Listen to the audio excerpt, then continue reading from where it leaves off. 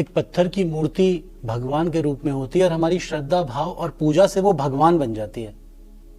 हम उसे भगवान की तरह ही पूछते हैं, भगवान की तरह मानते हैं। दुनिया में सबसे ज्यादा प्रेम हम उन्हीं से करते हैं, प्रभु से, भगवान से। अपना सारा प्रेम सब उन्हीं पर उड़ेल देते हैं हम लोग।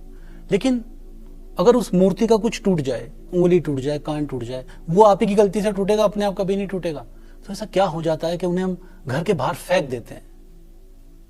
पीपल के नीचे डाल दिया, समुद्र में डाल दिया, नदी में डाल दिया, कहीं रख दिया, फिर धूल मिट्टी फांकती रहे। वही भगवान, वही ईश्वर है वो, जिसको रोज प्रसाद खिलाते थे, रोज माला चढ़ाते थे, रोज पूजा करते थे, दिया जलाते थे। ऐसा क्या हो गया? एक छोटी सी टूटने से ही बस उसके अंदर से भगवान निकल गए, प्राण निकल गए। आपने आदर सम्मान खो दिया। मैं ये नहीं कहता कि पत्थर के अंदर भगवान नहीं है, बिल्कुल पत्थर के अंदर भगवान है। उनको बहुत पूजो, जितना पूज सकते हो पूजो, क्योंकि ये आपको सिखाएगा प्रेम करना। प्रेम एक पत्थर से ही सही, लेकिन प्रेम सिखाएगा, क्योंकि प्रेम ईश्वर तक पहुंचने की सबसे पहली सीढ़ी है, प्रेम।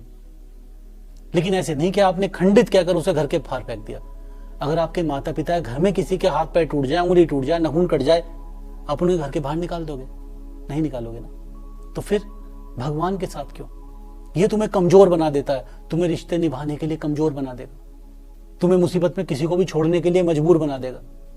तभी तो एक दूसरे को मुसीबत में छोड़कर भाग जाते हैं हम लोग, क्योंकि हमें आदत वो हो चुकी है। खंडित हो गई, छोड़ दो, दूसरी ले आओ। नहीं, खंडित हो या कुछ भी हो, अगर उन्हें भगवान माना है तो भगवान की तरह जीवन भर पूजना।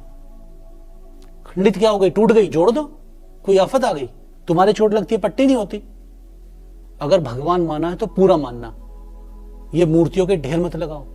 आज तुमने भगवान माना, उंगली टूट गई, तुमने प्रसाद छोड़ दिया, माला छोड़ दी, आज वो धूल मिट्टी में पड़ी हुई है ना, ये पाप है। अगर पत्थर को भी भगवान मान रहे हो तो प्रेम करना सीखो। प्रेम कर रहे हो, प्रेम करो। वही प्रेम तुम्हें जब पत्थर से होगा तो इंसानों से भी होगा।